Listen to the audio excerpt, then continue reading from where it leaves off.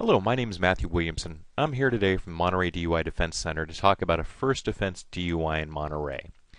Now, most people, especially if it's their first offense, and hopefully that's what it is for you, are concerned because they've never been involved in the system before. Well, the three biggest concerns end up usually being the fact that they're worried about whether or not they're going to jail. That's the first one. Basically, when we're looking at whether or not you might be going to jail, we're looking at three factors. One, was there an actual accident? Two, are you already on probation for something else?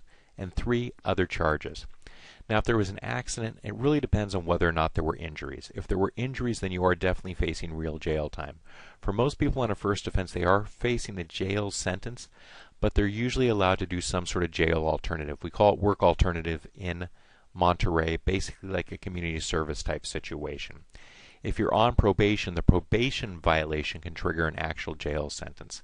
Example, you're on probation for domestic violence and you already have a suspended sentence of 30 days hanging over your head. The judge may very well want you to go to jail. So that's the second one. Third one, other charges. Besides the DUI, maybe you were caught with drugs or prescription medications without a prescription. So these are the three main factors we look at in a first offense. There are other factors, but these are the three main ones on whether or not you're going to go to actual jail. We then have whether or not you're going to lose your license. A couple big things. Your alcohol level. Your alcohol level can determine whether or not you're going to lose your license. If you're under 08 and you're over the age of 21, then depending on how you bring the DMV case and the court case together will tell you whether or not you're going to lose your license. If you're over 08, you need to fight it at the court level and fight it at the DMV level both.